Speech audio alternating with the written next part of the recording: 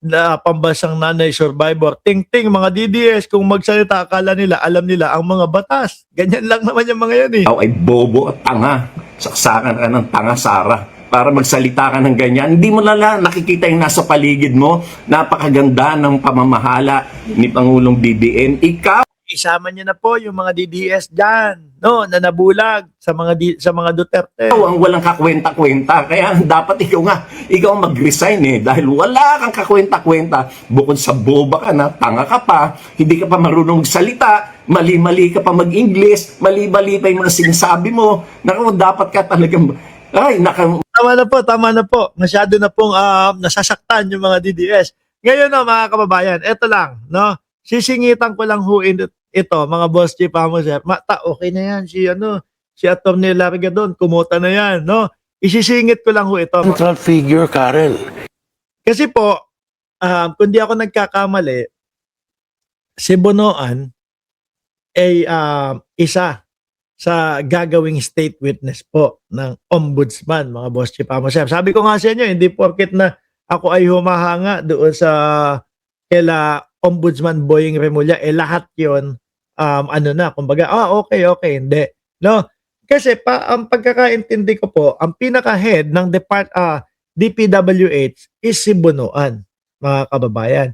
At isa si Bonoan doon sa talagang kumonsente para lumala yung corruption sa DPWH. Kung sabi ko, kung siya ang gagawin na state witness, di ba parang siya yung nagpalala noong corruption sa DPWH. Ngayon, nagsasalita, kung di ako nagkakamali, abogado ho ito at ipinapaliwanag na kailangan mag-isip-isip muna ulit yung ombudsman para doon sa mga pipiliin bilang state witness. Pakinggan ho natin. He's a central figure, Karen. He controls all the selection of the projects, the budget of the projects, the release of the money, Which is, ang tinutukoy po si Bonoan. Diba, pinakaulo siya niyan the approval of the bids, the payment to the contractors, the winning contractors. These are all engineering projects under the DPWH. Now, if you're going to give Ang pinakaulo ay si Manny Bonoan. Sabi ni Ma'am Merly Belen, ang tanong, bakit magkakaroon naman ng conflict of interest yan? him immunity, you're already eliminating mastermind. And that will force you to look for a so-called mastermind, assuming there is one.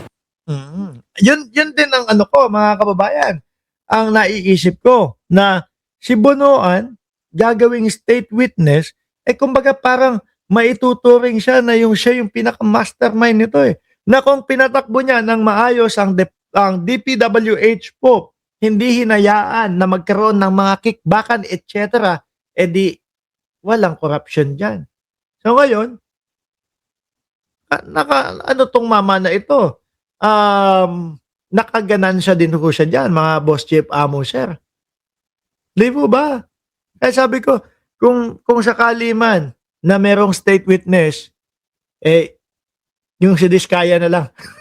Hindi, joke lang ho. Si Marcoleta lang ang nagpupush na maging state witness ang mga Diskaya. Tapos, sasabihin pa ni Marcoleta,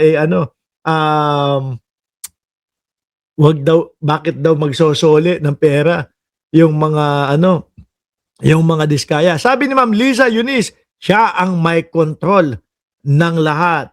Di ba? Hindi ako sang-ayon si Bonoan maging state witness. Di ba? Sabi ni Alexander the Great. Sabi ni Liza Eunice, Bonoan cannot be a witness. Hindi, kasi lalo na, siya yung pinaka-head nun. At naisasangkot pa. Sino ang mastermind nung panahon ni Digong daw po, mga kababayan?